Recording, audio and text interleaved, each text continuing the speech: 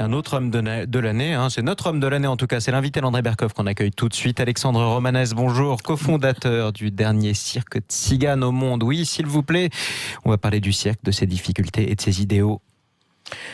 Alors Alexandre Romanès, bonjour. Bonjour. Bonjour, vous êtes effectivement le cirque Romanès, on le connaît, on le célèbre, cirque tzigane. Et je voudrais qu'on parle de beaucoup de choses, Alexandre Romanès. Je voudrais qu'on parle d'abord de la situation du cirque en général, mais surtout de votre cirque en particulier. Est-ce que, avec ce qui se passe en ce moment, c'est compliqué pour vous aujourd'hui ? C'est très difficile parce que les gens, le métro est bloqué et ils ne peuvent pas venir. Oui, je sais, comme beaucoup de spectacles. Des blocages sur cette place, on en a eu beaucoup. Vous savez, quand on s'est installé... Vous êtes place de la Porte Champéret à Paris, oui, je rappelle. Non, on est à 2 pas de la Porte Maillot.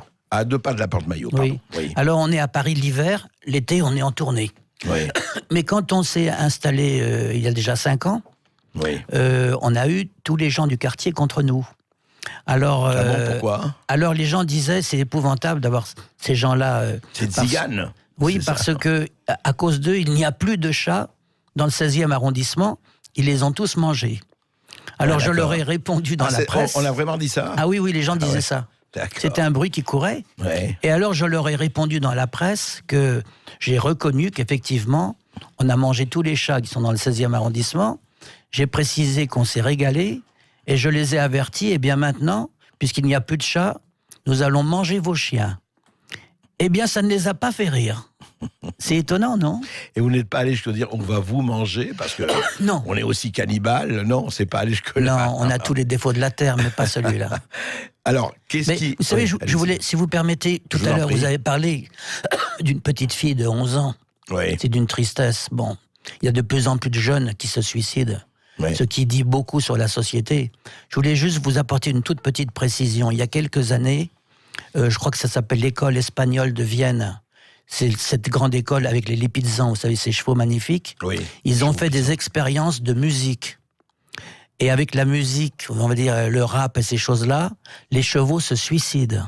Ils se tapent la tête contre les murs. Vous voulez dire quand ils entendent certaines musiques ? Oui. Et avec la musique classique, il n'y a pas de mauvaise réaction. Ah là, dis donc, on va nous accuser d'anti-rap primaire, là. Moi, je n'aime que la musique baroque, mais bon, oui, c'est mon goût. Tous les goûts sont la nature. Là, il faut être tolérant. Mais je préfère mon goût quand même. Oui, mais c'est normal, puisque c'est votre goût. Bon, moi, je suis plus tolérant que vous, mais à chacun ses goûts. On va continuer, parce qu'on va, avec Alexandre Romanès, on va parler de ce qui se passe en ce moment. D'abord, le cirque. Ce que c'est que le cirque, c'est pour ça, en cette veille de Noël, moi je vous convie d'aller au cirque, d'aller un peu partout, d'aller au cirque Romanès, d'aller en tout cas dans les spectacles, parce que les spectacles, ils ont besoin de vous, et le spectacle vivant, c'est la vie. Sinon, on sait ce qu'il advient. Sud Radio. Et nous sommes toujours avec Alexandre Romanès. Le vrai. Le vrai. Oui, parce que j'ai un faux. D'accord. Bon, écoutez, on va pas s'occuper du faux. Mais l'ennui, c'est qu'il est... Oui, mais il est mieux que moi, alors c'est embêtant. Ah, oui, non, mais je suis sûr que vous allez rétablir l'équilibre si vous ne l'avez pas déjà rétabli. Donc, je rappelle, le cirque Romanès, il est Porte-Maillot, côté de la Porte-Maillot. C'est un très beau spectacle. Je l'ai déjà vu, mais je ne suis pas le seul. Beaucoup de gens l'ont vu. Mais je voudrais justement parler en cette veille de Noël et de Nouvel An et des fêtes. Je voudrais vous parler justement... Si vous avez à définir, Alexandre Romanès, la magie du cirque, comment vous la définiriez ? Ce qu'apporte le cirque, en fait, aux gens qui viennent, aux enfants, aux pères, aux mères, à tout le monde. Je crois que quand on arrive à faire un spectacle, mais je pense que c'est valable pour tous les spectacles, mais y compris pour le cirque, si on arrive à être surprenant et beau, c'est gagné. Moi, ce que je dirais, c'est que d'abord, tout le monde dit qu'on est le cirque le plus poétique, et j'ai envie de dire, pour m'adresser un peu aux adultes, on ne fait pas du cirque bébête. D'ailleurs, le chapiteau ne mesure que 20 mètres, 300 places. On est à l'opposé de tout ce qui se fait. C'est pas la foule, quoi. Non, j'ai fait tout le contraire de ce que font tous les cirques. D'ailleurs, je ne sais pas si vous avez vu l'affiche. Sur l'affiche, il y a une corde avec du linge.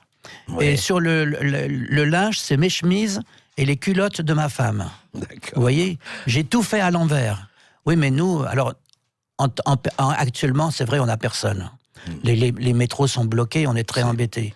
Mais normalement, on est archi plein partout. Alors justement, vous apportez, vous procurez du plaisir, et vous me disiez, hors antenne, vous me disiez, Alexandre Romanès, que c'est très difficile parce que effectivement vous êtes 6 mois, enfin vous êtes l'hiver à Paris, donc je rappelle porte-maillot, et le reste du temps vous tournez à travers la France. Je tourne dans le monde entier. Ou dans le monde entier, oui, parce que vous êtes... On avait été jusqu'en Chine il n'y a pas longtemps. Ah oui, Chine compris. Bien sûr. Très bien. Et alors, vous dites que vous avez des difficultés, alors je voudrais comprendre, vous m'avez dit, vous avez des difficultés dans certaines villes qui ne veulent pas vous accueillir. Mais je crois qu'il y a... Ça paraît étonnant, ça. Oui, je pense qu'il y a une ville sur 2 qui ne nous veut pas. Et les petites villes, d'abord, on n'essaye même pas. On a une chance avec les grandes. Pourtant, le chapiteau mesure 20 mètres. On a un camion et 7 ou 8 petites caravanes. On n'a pas d'animaux. On ne comprend pas. Et les gens me le disent, hein, c'est l'appellation de Tsigane qui bloque. Ça paraît incroyable.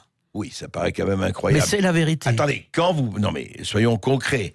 Quand vous vous adressez à une municipalité, etc., c'est la municipalité qui décide, bien sûr. Bon, qu'est-ce qu'ils vous disent pour dire, écoutez quoi, on n'a pas la place, c'est déjà pris, on n'a pas de terrain. Qu'est-ce qu'ils vous disent? Ils vous disent quelque chose, ils vous disent pas, non, on veut pas de vous parce qu'on n'aime pas votre tête. Qu'est-ce qu'ils vous disent? Mais il y a une loi qui a été sortie il y a pas très longtemps où vous êtes mis en concurrence. C'est-à-dire que je ne sais pas comment ils appellent ça d'ailleurs, mais voilà, votre demande est mise en concurrence avec d'autres demandes. Ah oui, c'est ça. C'est pas comme l'adjudication par rapport à telle ou telle chose. Voilà, et donc là, ils font ce qu'ils veulent. Oui, mais attendez, d'abord, je comprends pas. D'abord, il y a de place dans beaucoup de villes, hein, c'est grand, une ville. Je parle pas des petits villages, il y a place pour 2 cirques. Il n'y a pas de raison d'avoir un cirque et puis c'est tout. Donc ils vous disent on n'a pas de place et oui, alors la mise en concurrence c'est quoi? C'est quels critères? Non, soyons précis.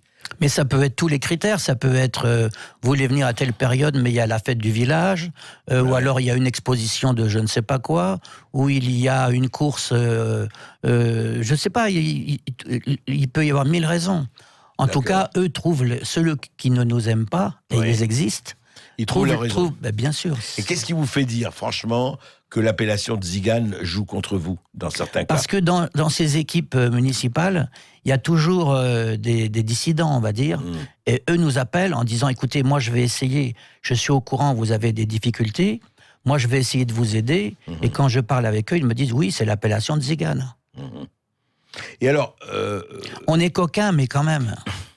Et alors, Alexandre Romanès, qu'est-ce que justement la dimension de Tsigane, dites-moi par rapport aux autres cirques, qu'est-ce que vous apportez, vous, de spécifique? Mais déjà, il y a une méconnaissance totale de la culture Tsigane.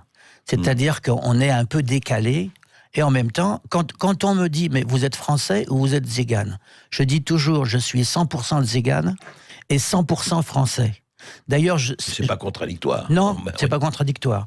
Et je passe d'une culture à l'autre très facilement. Mais c'est vrai qu'on a un petit décalage. En tout cas, nous, on n'a pas le projet de jeter un avion sur la tour Montparnasse. On n'a pas des idées comme ça.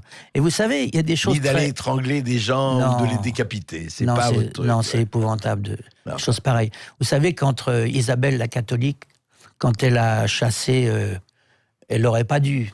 Ces gens étaient complètement intégrés, mais ça s'est fait. Elle a chassé les Juifs et les Arabes. Et nous, elle n'a pas pu nous chasser. Parce que nous, on était chrétiens. On est tous baptisés.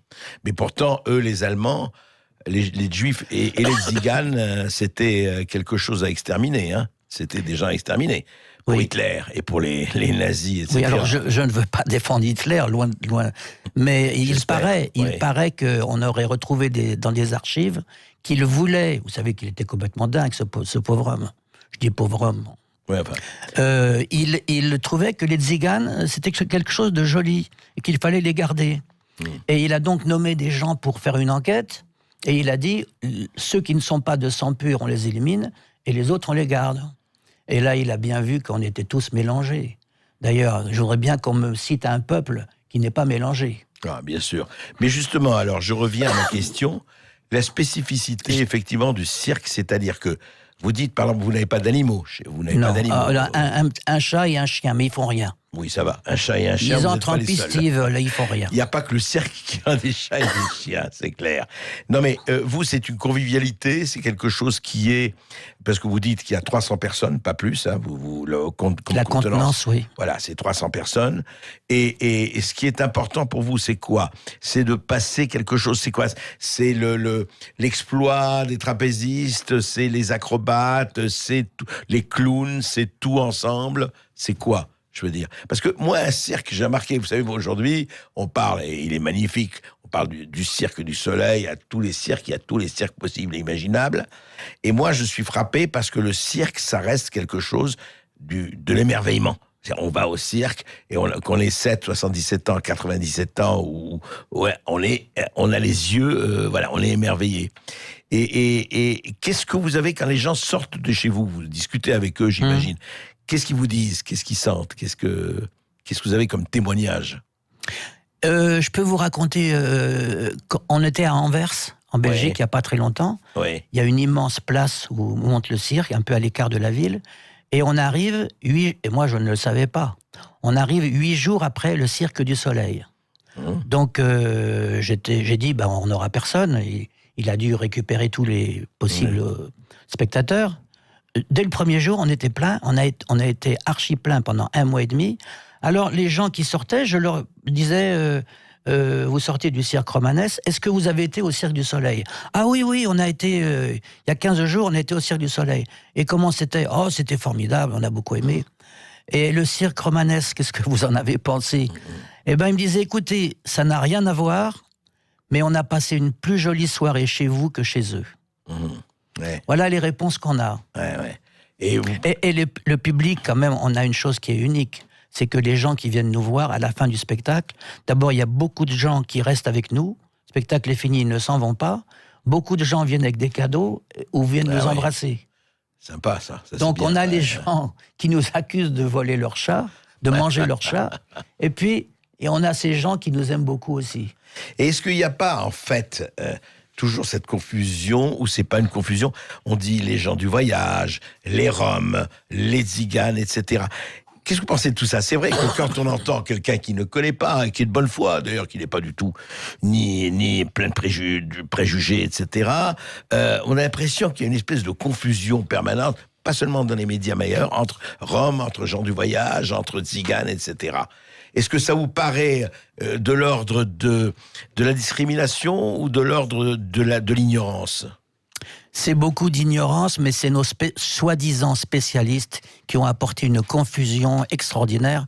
Tout à l'heure, je vous entendais parler vous dites une petite chatte, n'y retrouverait pas ces petits. Oui. Je pourrais utiliser la même expression. Manouche, bohémien, gitan, romanichel, et maintenant Rome, toutes ces appellations sont fausses. Alors maintenant, et la dernière en date, c'est Rome. Mais Rome veut dire homme. Or, tous les peuples s'appelaient les hommes avant de s'appeler les Germains, les Visigoths, les Francs, etc. Voilà, exactement. Donc maintenant, nos soi-disant spécialistes nous ramènent 5000 ans en arrière. Nous n'avons qu'une appellation, et ils ne veulent pas l'entendre. C'est l'appellation Tzigan. Car avant d'entrer, nous sommes entrés en Europe par la Grèce, et c'est à partir de là... Alors, est-ce qu'on l'avait avant, cette appellation? En tout cas, à partir de la Grèce, on s'appelle les Tziganes. En tout cas, Tziganes, on garde, Tziganes, on est. Et puis, c'est quand même l'appellation la plus jolie. C'est vrai. Et la plus poétique. C'est très vrai. Et Django le sait.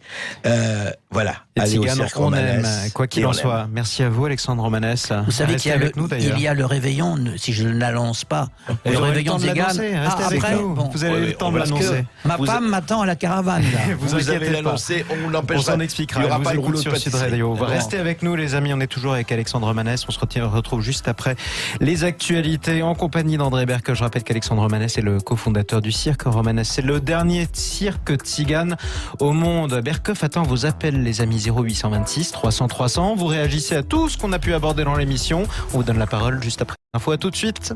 Et la grève continue, et Alexandre Romanès est heureusement toujours avec nous, et j'attends évidemment les auditeurs de Sud Radio. Et on est toujours d'ailleurs avec notre invité Alexandre Romanès, fondateur du dernier cirque tzigane du monde, le cirque Romanès. 0826 300 300 les amis, vous nous appelez pour intervenir, réagir à l'actualité abordée par André Berkoff. On accueille Christophe qui nous appelle au 0826 300 300. Bonjour à vous Christophe. Oui, bonjour Christophe. Bonjour André, bonjour Luc Skywalker. Merci. Vous êtes autrement plus intelligent que Jean-Marie qui m'appelle C'est Darth ça. Vader, ça m'étonne pas de lui. Il a un grand avenir, Jean-Marie, je le dis très gentiment. C'est vrai, c'est vrai, c'est vrai. Mais alors, je souhaite, et je vous en remercie, parler à propos de la réforme des retraites dite à point. Oui. Mais quand même, je voudrais saluer d'un très court instant le grand poète Alexandre Romanès en Oui. déclamant un petit poème qui, à mon avis, est très synthétique de l'ambiance actuelle. Allez, Alors, je vous écoute. Monsieur Oui. Romanès dit: je suis dans le train, on traverse les Vosges, de l'homme assis en face de moi se dégage un parfum extraordinaire. Je n'ai jamais rien senti d'aussi bon. J'engage la conversation et je lui demande ce qu'il fait. Je suis bûcheron. Ce parfum, c'était les arbres. Ah, c'est très joli. Et Très oui, mais joli. c'est surtout lui qui l'a écrit. Hein, Oui, monsieur oui, oui, oui. Romanès, hein. Mais je Voilà, sais, vous ouais. savez, j'ai reçu déjà Alexandre Romanès, qui est un poète, qui est un écrivain, Oui. absolument. Voilà. Absolument. Alors, je voulais donc, mais je vais dire, je vais aller droit au but, comme on dit à Marseille. Allez-y. Alors, cette réforme dite à point, qui va changer le monde et apporter le meilleur dans tous les foyers de France et de Navarre, c'est très proche du permis dit à point, qui a été institué pour éviter, qu'on nous dit, beaucoup de drames sur les routes. Ouais. Total, eh bien, si on veut être dans la ligne des 43, 44, 64 années d'annuité compagnie, il faudra avoir un boulot vraiment très sécure, très sûr. Oui. Sinon, on va se retrouver avec des stages de récupération de points. C'est donc des retraites par assurance. Et beaucoup vont se retrouver à conduire sans permis, c'est-à-dire sans retraite. Sans retraite, et oui, non, mais c'est effectivement, pour le moment, en tout cas, vraiment, tout ça est très flou. Vous avez vu que le président Macron a dit qu'il va faire des concessions, en tout cas des changements. Non, mais c'est très bien. Vous savez, c'était un humoriste allemand qui, pour moi, a donné la meilleure définition de retraite. Il est mort il y a longtemps, il connaissait pas ça. Il a dit, c'est un couteau sans lame auquel il manque le manche. Je crois que ça résume absolument la situation. Et merci à vous Christophe. Et puis en attendant qu'il n'y ait pas de radar, hein, surtout pour surveiller ceux qui ont une trop bonne retraite. Quoi qu'il en soit, 0826 300 300, on trouve Frédéric qui voudrait parler du cirque. Bonjour à vous Frédéric. Oui, bonjour Frédéric. Frédéric, bonjour. C'est vous, oui. Bonjour. On vous écoute. Non, Oui. je voulais pas spécialement parler du cirque en lui-même. Bonjour M. Romanès, bonjour M. Berkoff, bonjour Jean-Marie. Bonjour. Je voulais parler de la manière dont M. Romanès défend les tziganes et dont M. Berkoff en parle. Moi, autour de Bordeaux, j'en croise beaucoup de tziganes, il y a énormément de camps installés, et c'est une catastrophe. Promenez-vous le long, prenez la rocade de Bordeaux, vous verrez des monceaux d'ordures installés là où ils se sont mis. D'ailleurs, il y en a d'autres qui se sont réinstallés. Allez du côté du chemin de la Barde à Bordeaux et essayez d'y pénétrer ou essayez d'y envoyer la police ou autre chose. Évidemment, on interdit à la police d'y rentrer pour les trafics de meubles volés, trafic de voitures, etc. Essayez d'aller du côté de Blanquefort en Gironde, là encore. Et les gendarmes font des rondes en hélicoptère parce qu'évidemment, ils n'ont pas le droit d'entrer, bien sûr. On empêche tous les trafics, etc. La commune de Gradignan, ça m'a beaucoup amusé l'histoire des chats parce qu'effectivement, c'est pas du tout une légende. Évidemment, ils n'ont pas pris les chats du 16e, mais c'est assez... voilà, Non, M. Romanès a joué là-dessus. Mais à Gradignan, où j'habitais, il y a un parc animalier et également un moulin avec des cygnes. Donc, toute une théorie de caravane est venue s'installer. Dans la foulée, tous les animaux, mais tous, les dindons, les poules, les lapins, etc., tous les cygnes ont tous disparu. Donc, ils sont pas disparus, ils n'ont pas disparu par hasard. Et sur l'ensemble de la commune ce jour-là, cette semaine-là, il y a eu, c'était des francs, 300 000 francs de dégâts, etc., etc. Donc, Frédéric, on on ne vous parle pas d'ingérique de tout ce qui existe autour de Bordeaux à ce niveau-là. C'est une D'accord. catastrophe. Non, mais écoutez, vous avez émis votre opinion, votre constat. Je voudrais qu'Alexandre Romanès réponde quand vous entendez ça, et il n'est pas le seul peut-être à dire ça, Frédéric. Qu'est-ce que vous en pensez? J'ai envie de dire, n'en jetez plus, la cour est pleine. Oui, mais on peut bien. Peut-être que vous avez raison, je ne sais pas. Je ne suis pas le gars qui va défendre tout le monde. Hein. Je défends les gens qui sont défendables. Donc, si ce que vous dites est vrai, ces gens-là, je ne les défends pas. Après, on peut aussi vous voyez les choses comme ça. Moi, je peux vous faire le même tableau avec les Français.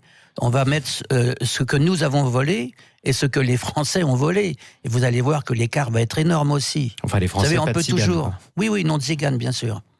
Non, vous savez, c'est comme le verre à moitié plein et à moitié vide. Non, Voilà. moi, je crois oui, parce que je ne crois pas qu'il faut faire la distinction français, tziganes, etc. Moi, je crois, Frédéric... Moi, je ne la fais jamais, cette distinction. Non, mais je veux dire par là qu'il y a des gens, effectivement, que ce soit des gens du voyage ou ailleurs, qui se comportent très mal. Et quand on se comporte mal, vous l'avez dit, Alexandre, il faut le dénoncer et il faut sanctionner. C'est évident.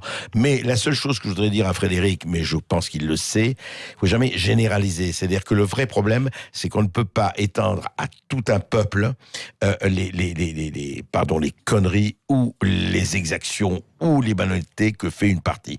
C'est toujours ça. Le problème, c'est la généralisation. Vous savez, moi je dis toujours, il n'y a pas les tziganes, il y a des tziganes, il n'y a pas les Français, il y a des Français, il y a des gens qui se comportent effectivement comme des porcs et d'autres qui se comportent magnifiquement bien. Et il faut faire la part des choses, toujours. Bon, en tout cas, votre message est passé, Frédéric. On retrouve Gabriel au 0826 300 300. Bonjour à vous, Gabriel. Bonjour. Donc, je me permets de vous appeler déjà pour vous remercier pour votre émission que j'adore. Merci. Et aussi, voilà, Merci, oui, non, Oui. j'aime beaucoup. Voilà, je crois que vous êtes une des rares radios que je prends plaisir à écouter. Et, voilà. Voilà, moi je voulais réagir par rapport à tout ce qui est histoire harcèlement dont vous parliez tout à l'heure. Ouais. Voilà, moi je travaille, je suis animatrice donc depuis une quinzaine d'années. Donc j'interviens avec des 6 à 17 ans. Donc je travaille en école, en élémentaire, et j'interviens dans un centre de loisirs pour adolescents avec des ados, quoi. Et le problème de harcèlement est redoutable. Vous voulez dire qu'il est très important, il est presque général. Présent. Il est très présent. Et on ne parle pas que de collège, on parle aussi d'école élémentaire. Ouais. On a une société qui part en lambeaux et nos enfants sont touchés, sont impactés directement. Bon, moi, j'ai toujours été militante et je le vois beaucoup dans mon boulot. Les enfants ne sont pas écoutés, les professionnels ne sont pas formés. On laisse nos enfants à l'abandon. Je tire le signal d'alarme. Je n'arrête pas de tirer le signal d'alarme. Alors bon, moi je vais parler. Alors il y a les instituts, c'est une chose, mais bon, qui ont eu une mission, c'est d'apporter un programme aux enfants, voilà, exactement, qui sont là pour s'occuper d'eux, bien évidemment, mais déjà ne serait-ce qu'au niveau instruction, il faut un boulot énorme. Il y a après aussi tout le personnel encadrant autour. Donc en école élémentaire, par exemple, moi je suis animatrice, on est 1 pour 18, et le problème de ces professionnels d'animation, alors moi j'ai la chance d'être professionnalisée, mais 80% de mes collègues sont des contrats précaires, sont des gens qui travaillent un petit peu le matin, un petit peu le midi, un petit peu le soir, qui gagnent 500 € par mois, qui sont formés quand ils peuvent, parce que... 500 € par mois en moyenne, c'est ça? Ah oui, en moyenne, bien sûr, parce qu'il y a des 20 heures, il y a des 18 heures, il y a des 25 heures. Je veux pas, comme vous disiez tout à l'heure, je ne fais jamais de généralité. Mais voilà, par contre, voilà, la généralité... Et donc l'encadrement... Oui, et l'encadrement n'est pas professionnalisé, ils n'ont pas... Exactement. Il faut un temps donc, pour former une équipe, il faut du temps, il faut 1 à 2 ans pour vraiment les initier au projet éducatif de la structure, les sensibiliser aussi, parce que vous savez, des fois on parle de bon sens. Nous, on a appris dans l'animation qu'on ne peut pas parler de bon sens parce qu'on n'a pas tous le même. Et en plus, là, on parle de la sécurité affective et physique de nos enfants. Et le problème, c'est que tous ces gens qui sont encadrants des enfants ont une telle pression que pour être vraiment à l'écoute des enfants, il y a des vraies problématiques. Alors bon, moi, je suis très sensible sensible à ça, donc c'est vrai que j'ai toujours travaillé dessus. Bien Je suis sûr. militante et les enfants pour moi sont une grande priorité. Donc du coup, par exemple, vous voyez, on fait un coin Cosette nous dans notre accueil et on laisse la parole aux enfants. Et c'est là que je décèle beaucoup de choses. Hein. Ouais. C'est énorme. Les enfants ont besoin de parler. On leur laisse pas le temps de parler. Ben oui, non, Ils se mais- sentent abandonnés par le système éducatif, par les animateurs, par leurs propres parents qui sont pris dans une course folle après le temps, après le boulot, Bien et sûr. on abandonne nos enfants devant des écrans. Non, mais ce qui est nos terrible, enfants Gabriel, sont en attendez, danger. Gabriel, vous faites juste un Oui. tableau complet. Mais attendez, on peut pas faire tout le tableau, je comprends très bien. Le problème, c'est que ce qui est inadmissible, c'est qu'est-ce que c'est? Non, mais dites-moi en quelques mots, malheureusement, parce que l'émission, qu'est-ce qui fait que des enfants harcèlent, insultent, donnent des coups de pied, et que ça se passe pas une fois, pas deux fois, comme il s'est passé pour Evaël, mais 5 fois, 10 fois. C'est ça le problème. Parce Alors, que vous le savez, reste, moi, très bien. je Ouais. vais vous donner mon propre avis. Hein. C'est Oui, mon dites-moi propre rapidement, avis. s'il vous plaît. Pour Oui. moi, les enfants font du mimétisme. Vous avez vu dans la société où on vit. Est-ce Ouais. que vous avez vu entre adultes comment on se comporte les uns avec les autres? Ouais. Est-ce que vous avez vu les images qui sont diffusées partout autour de nous? On perd de notre humanité, de notre bienveillance, tout simplement, et du D'accord. temps qu'on accorde à nos enfants. C'est la seule chose. Moi, je parle vraiment. On évolue sur beaucoup de choses, mais on en oublie l'essentiel. C'est ça qui est triste. Et nos Nous sommes enfants, d'accord. ils ont besoin de temps. Ils ont besoin de temps, d'amour. Donc, je fais un appel. Si on veut vraiment apporter des choses à ces enfants, c'est être à leur écoute. Prendre 5 minutes, c'est pas Mais- grave. La vaisselle, merci, elle est Gabriel. pas faite, elle est pas faite. Merci. Voilà. Merci je vous remercie beaucoup. pour tout et diffusons de l'amour et même dans la lutte. Soyons bienveillants les Absolument. uns envers les autres. On est Parce qu'il y a d'accord. que comme On est ça qu'on va d'accord. y arriver. Oui, Voilà. Alexandre, on est d'accord. Merci, Gabriel. Alexandre Romanès. Oui, tout à l'heure, bon, j'ai pas vraiment répondu à la question mais je peux répondre d'une manière indirecte grâce à cette dame.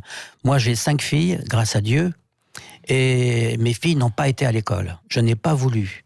Alors, comme elles n'allaient pas à l'école, eh bien, je n'avais pas droit aux allocations familiales, et je payais un prof qui venait tous les jours à la caravane. Mais mes filles ont une éducation exceptionnelle. Elles ne savent même Ça, pas j'en ce que suis c'est sûr. qu'une boîte de nuit.